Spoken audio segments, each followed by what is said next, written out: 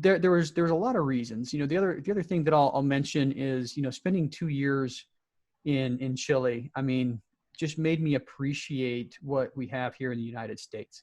And Chile is not a third world country. It's classified as an upper income country, but just to see the drastic difference between what the average Chilean has as far as opportunities versus what the average American has, I mean, there is no comparison, and, sometimes my daughters used to use the phrase, first world problems on a lot of things. I lived in Brazil with them for a while, and they've seen a lot of the world that most people haven't. They've been to Brazil, they've been to Mexico, they've been to, several other places where they've seen what poverty looks like.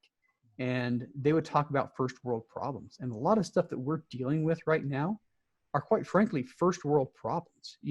Everybody here has, I mean, almost everybody in the United States has food to eat and shelter over their head, and I saw the difference between Chile and here. And I'm like, you know what? I've been taking everything for granted for a long time, so I was actually not a very good student prior to my mission. And when I came home, it was just like, you know what? I have a scholarship. I am not going to screw that up, and I got straight A's through college after that point, and it's just one of those things like, realizing how good we have it here gave me the desire to give back in some way, so reserves ended up being my way to do it, and I mean, there were a lot of little things that added up to it, but end of the day, I just looked at, hey, we've got a lot of good stuff here, and best country ever. I need to do something to give back and to keep it the best country ever. So it sounds like the mission trip did a lot for you. I mean, it pretty much changed your thought process and how you see the world. And yeah. I want to know, since you spent time in South America on that mission trip, right? Did that have anything to do with you later becoming an FAO, a foreign area officer, and especially Absolutely. being in South America? I mean, that's a really unique experience.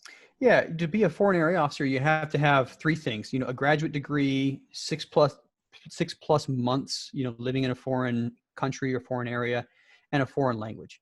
And so, having served a mission in Chile for 2 years, I had 2 of the 3 knocked out. And the graduate degree is waiverable, So fortunately for me, I got selected for the FAO program where they actually send you off to grad school to get the graduate degree. And so what ended up happening with me is when I applied for the foreign area officer program, my application basically said, hey, look, I'm low risk. I already speak the language. I already have the experience you're looking for. I just don't have a graduate degree. I'm low risk, select me, I've already got 2 of the 3 things. All I need to do is go to school. I'll be able to learn another language. I'll be able to survive overseas, pick me. And they did. And they could have assigned me to any region in the world. And fortunately for me, it was Latin America. So I spent 2 years in Monterey, California, going through Naval Postgraduate School, got the graduate degree. And as a bonus, they sent me to Portuguese language class. So learned Spanish in Chile, learned Portuguese there. And then, we PCS'd to Rio de Janeiro for a year. I know, it was horrible. It was terrible. The beach was just 3 blocks away, and, we had to go there a lot because the kids wanted to. And no, it was a good year in a lot of ways. But so yeah, that very much influenced becoming a foreign area officer later. I had a taste of the culture. I understood the culture, and when that opportunity presented itself, that was actually the nail in the coffin. That's actually what made me decide that I was going to go 20 years and be a careerist, is when they put that in front of me. It was 3 years of school with a 5-year payback. So, it took me to my 19-year mark. So I think technically I could get out of the Marine Corps right now with no obligations, but yeah, who does that at their 19-year mark?